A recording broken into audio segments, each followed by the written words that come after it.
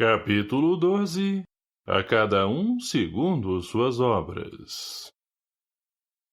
Pela mesma trilha, a equipe retornou adentrando outro ambiente igualmente escuro, mas que revelava silêncio incomum, como se todas as vozes e ruídos daquela natureza insólita tivessem, por algum estranho milagre, se calado. Jéssica seguia orando conforme a orientação de Jaime. Olhava para os lados e o que via eram espécies de caatingas ou matas selvagens virgens e, somente de imaginar o que poderia haver ali, sentia tremor por dentro. Só os gemidos de Clementino eram o que, por vezes, quebrava o sinistro silêncio que se fez. Estamos nos aproximando de uma zona de tratamento que fica nas regiões umbralinas. Neste local, os espíritos que são resgatados recebem os primeiros socorros e, assim que ficam relativamente bem, são conduzidos para as colônias, explicou Thelma. Por que aqui não se vê a luz do sol? Jéssica quis saber. As emanações dos espíritos que vivem aqui criam formas, pensamentos que estabelecem uma egrégora negra, quase palpável, que cobre o céu e impede que a luz penetre quase que totalmente. Se você notar, verá que não é tão escuro quanto à noite o local onde estamos, embora em outros seja totalmente trevas. Mas aqui o sol ainda consegue enviar seus raios. É verdade, parece um fim de tarde de inverno, mas é tudo muito triste e frio. Tudo que você vê neste local é criação dos espíritos que habitam a região. São as emanações dos pensamentos culposos que criaram este lugar. Eu pensei que este lugar havia sido criado por Deus para castigar os pecadores. Thelma sorriu terna. Você tem muito que aprender. Deus não criaria um ambiente desses para seus filhos. São eles mesmos que, após a morte, foram chegando ao espaço e, mesmo sem perceber, foram plasmando esse ambiente de acordo com as suas crenças. O pensamento é uma força viva. Por isso, precisamos sempre prestar atenção ao que vai em nossa mente para não permitir que nenhum pensamento negativo a atravesse. Elas pararam de conversar no momento em que começaram a divisar uma luz muito fraca ao longe. Aquela luz fica na porta da casa de Amparo.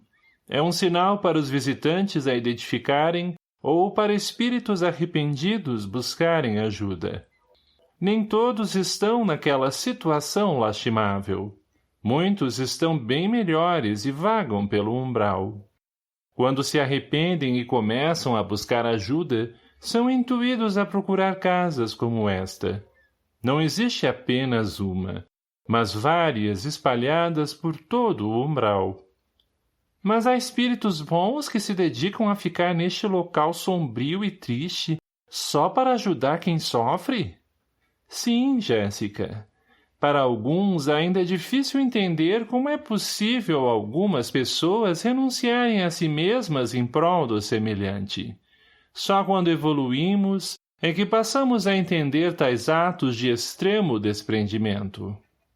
Qual o egoísta que deseja deixar uma vida de delícias e prazeres, onde o sol brilha alegre e constante, onde a brisa suave lhe acaricia o rosto, onde todos vivem alegres, para ficar aqui e ajudar os que sofrem.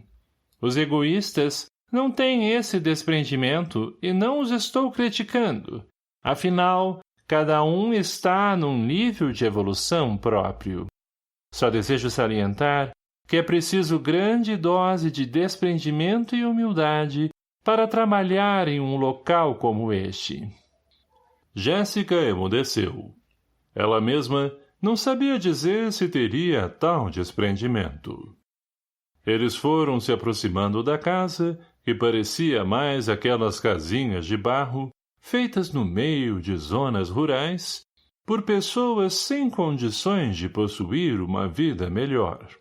Mas, quando Jéssica chegou mais perto, viu que era uma casa muito maior, embora o material usado para a construção parecesse mesmo ser o barro. Os socorristas adentraram levando a maca onde Clementino, com os olhos semicerrados, ainda gemia. Ao entrarem, Jéssica assustou-se com a simplicidade do local. Era uma sala grande, parecendo uma enfermaria, mas as camas eram toscas e o ambiente era iluminado por pequenos archotes que produziam uma luz bruxuleante, mas que permitia distinguir os diversos leitos. Jéssica não contou, mas parecia haver mais de 50 leitos ali. Os socorristas tiraram Clementino da maca e o colocaram sobre uma cama que estava vazia. Logo, alguns trabalhadores da casa passaram a cuidar do nosso paciente. Enquanto os primeiros cuidados eram providenciados, Jaime cumprimentava o responsável por aquela casa de amor. — Muita paz, irmão Benito. Finalmente conseguimos trazer o Clementino. Benito sorriu. — Muita paz a todos. Graças a Deus ele se rendeu ao arrependimento. Já estava mesmo na hora. Por favor, sentem-se. Apenas naquele momento foi que Jéssica percebeu que havia uma mesa ali e várias cadeiras. Estava tão absorta em suas observações que não tinha prestado atenção aos objetos próximos. Quando todos se sentaram, Benito olhou para Jéssica com carinho. — Vejo que é novata no grupo. Deve ser aprendiz, não é? — Sim, respondeu timidamente. Fui convidada a vir com o grupo para aprender mais sobre a vida astral. Fui evangélica em minha vida terrena, e em razão dessa crença, passei 20 anos dormindo depois que morri. Benito encantou-se com a humildade de Jéssica. Mas vejo que pôde acordar entre amigos que a querem bem. Isso mostra que, durante sua vida terrena, foi uma pessoa boa, que viveu dentro das leis de Deus. Os olhos dela brilharam quando disse: Sim, sempre fiz tudo que o Senhor mandou em sua palavra. Tenho estudado muito, mas ainda permaneço com muitas dúvidas. O que você quer saber? Jaime perguntou. Não entendi por que o irmão Clementino, uma pessoa tão boa, foi parar naquele lugar terrível e ainda está ali naquela cama, com o corpo cheio de feridas, gemendo e sofrendo. A justiça de Deus jamais se engana. Jesus já nos alertou há 2000 anos que a cada um seria dado conforme suas obras. Se na terra as pessoas conseguem enganar umas às outras com suas falsas posturas de humildade, bondade, subserviência, caridade e amizade, aqui, deste lado da vida, não há enganos. O mundo espiritual é o mundo da verdade.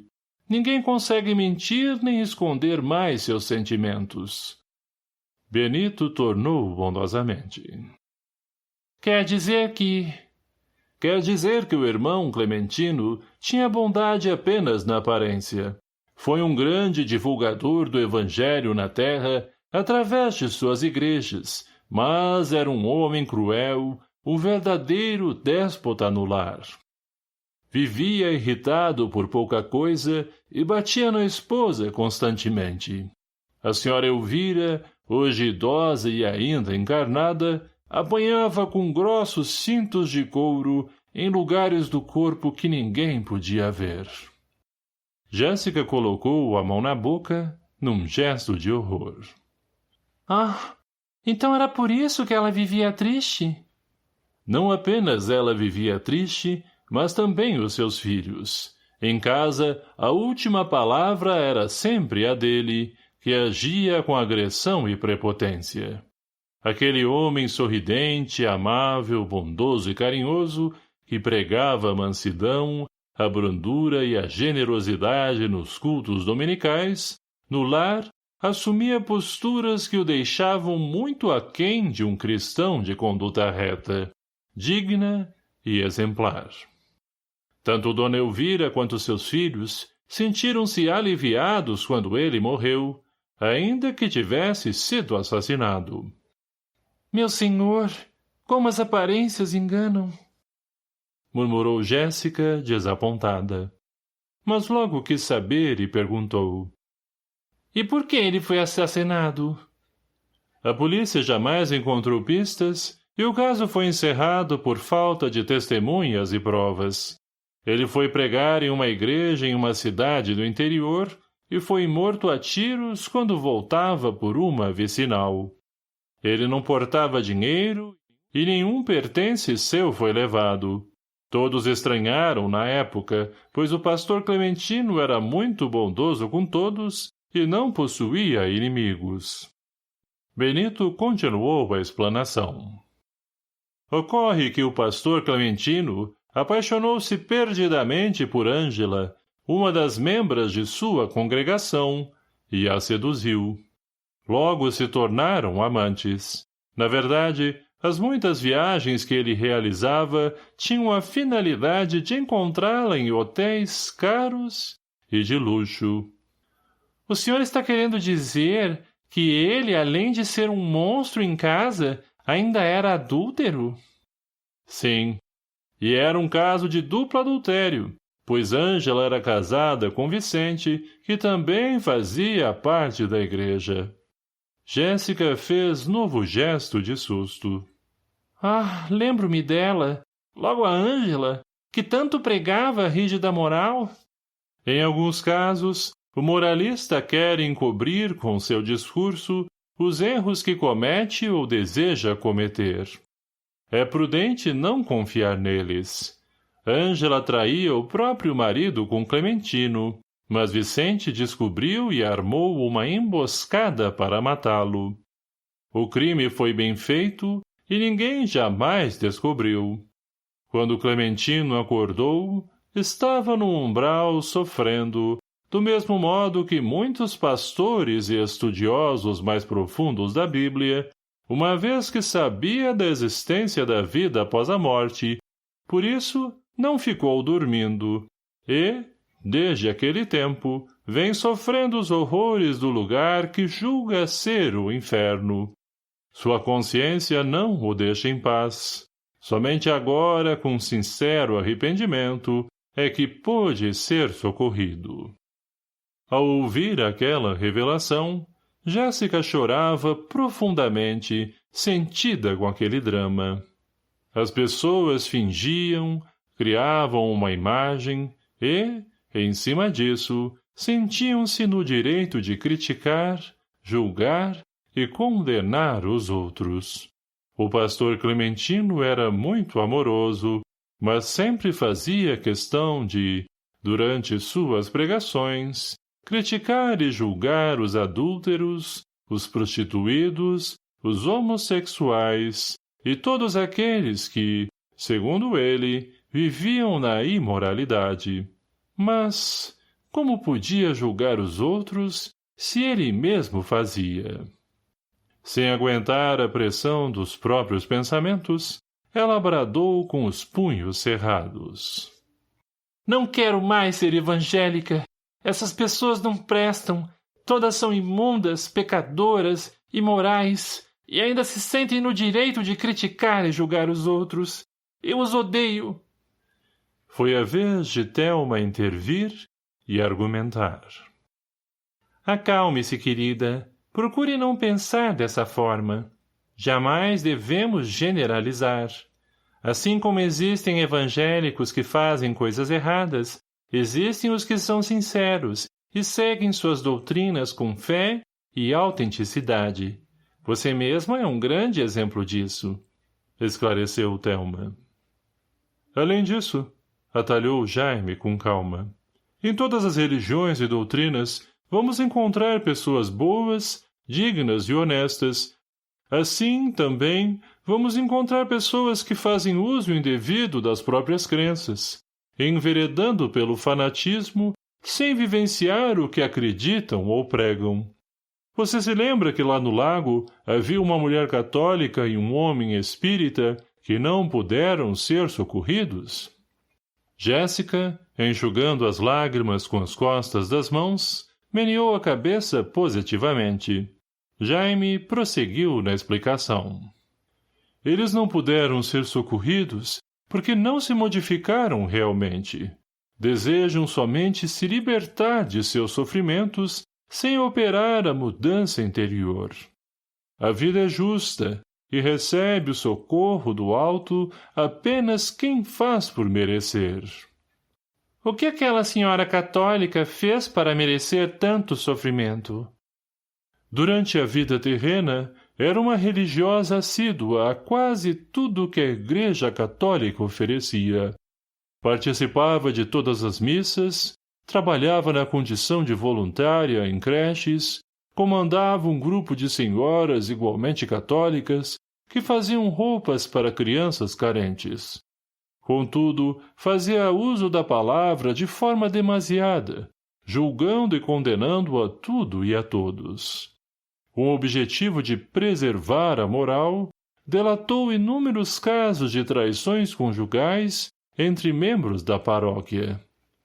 Frequentemente, ela fazia comentários preconceituosos contra mulheres separadas, homens e mulheres homossexuais, casais que, segundo ela, praticavam sexo antes do casamento e todo tipo de ocorrência que, em seu parecer distorcido, era pecado.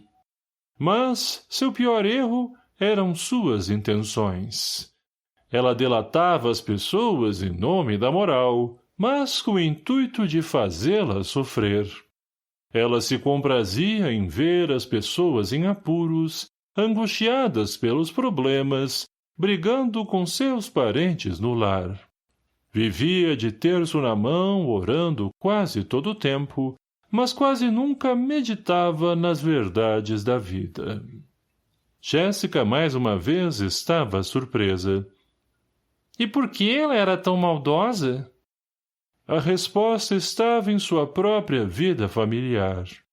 Casou-se por imposição dos pais e jamais foi feliz no casamento. O marido, que não a acompanhava na religião, era muito sedutor e atraía até com as empregadas da casa. Gostava de festas, de beber, e não raro chegava a casa com o dia amanhecendo. Ela era uma mulher profundamente infeliz, e quase toda pessoa infeliz quer ver os outros em igual situação. Quem está de bem com a vida deseja a todos muita felicidade, paz e amor. Sempre que você encontrar criaturas amargas, irônicas, que espalham a desarmonia onde vivem, tenha certeza de que está diante de pessoas profundamente frustradas. Essas pessoas, em vez de usarem a própria força para resolver seus problemas e encontrar a própria felicidade, o que fazem é provocar a infelicidade nos outros. Infelizmente, não aprenderam as lições da vida. E o espírita, qual a causa de seus sofrimentos? Aquele senhor era um moralista e hipócrita quando vivia na terra. Muito estudioso da doutrina, dizia tudo saber e deixou-se facilmente levar pela vaidade. Fez, realmente, muita caridade no centro onde trabalhou por toda a vida, mas, diante de tanta luz que o espiritismo passava, ele não aproveitou. Viveu dentro da doutrina espírita por mais de 60 anos e era uma pessoa crítica, que discriminava os mais pobres e guardava muita mágoa no coração. Era extremamente melindroso e conseguiu afastar, um a um, os frequentadores do centro que divergiam em ideias. De todas as religiões e doutrinas da terra, a espírita é a que mais traz responsabilidade ao homem que a professa ou que a conhece. Não por ser a melhor de todas ou trazer a verdade absoluta, é que o espiritismo não tem figuras de linguagem, alegorias, tudo é muito bem explicado de forma clara e inequívoca. Ele traz mais conhecimentos e, como disse Jesus, a quem mais é dado, mais será cobrado. De todos aqueles religiosos presos àquele lago, os espíritas talvez sejam os mais irredutíveis e os mais difíceis de conseguir ajuda, porque desenvolveram grande orgulho e vaidade excessiva que não os deixa reconhecer que estão errados. Jéssica, curiosa, continuava a indagar. E por que todos ali eram religiosos? E por que se reuniram? Aqui, no mundo espiritual, as pessoas se reúnem pelas afinidades de pensamentos, atitudes e sentimentos. Todas aquelas pessoas estão se considerando alvo de injustiça, pois, mesmo com longos anos de atividade religiosa no mundo, foram levadas àquele lugar. O sentimento de indignação contra a religião os atraíra para o mesmo ambiente. Mas não seria melhor que estivessem separados? Juntos irão ainda mais alimentar esses pensamentos equivocados de injustiça, disse Jéssica, tentando entender melhor. Ao contrário, respondeu Jaime. A vida os deixa reunidos no mesmo ambiente para que sirvam de espelhos uns para os outros e, com isso, aprendam que não foram vítimas, mas criadores do próprio sofrimento. Esse processo é longo na maioria das vezes, mas sempre eficaz. Na Terra, acontece o mesmo. Sempre que estamos com algum problema, pessoas que cruzam nosso caminho apresentam problemas idênticos ou bem semelhantes, para que, ao vê-las, possamos nos enxergar melhor e mudar nosso comportamento. Você é um sábio, Jaime. Com sua companhia, tenho aprendido muito. Como a vida é cheia de mistérios. Minha sabedoria vem das experiências que vivi e porque procurei aprender com tudo que passei. Mas ainda me considero um aprendiz. E quanto aos mistérios da vida, realmente ela tem muitos, mas são revelados apenas àqueles que têm maturidade para entender. Até lá, é preciso muita paciência e, principalmente, muita vivência. Agora vamos? Deixemos o Clementino aos cuidados de Benito e sua equipe e, assim que ele puder, nos mandará informações sobre seu estado. Quero mesmo saber como ele reagirá ao tratamento, disse Jéssica. Embora tenha cometido grandes pecados, sinto muita estima por ele. Benito comprometeu-se em deixar Jaime e Thelma informados a respeito do caso e, após o encontro, todos se despediram e voltaram para a colônia onde habitavam. Se você gostou desse vídeo, não esqueça de curtir, se inscrever no canal e compartilhar com seus amigos e conhecidos. Que Deus abençoe a todos. Obrigado.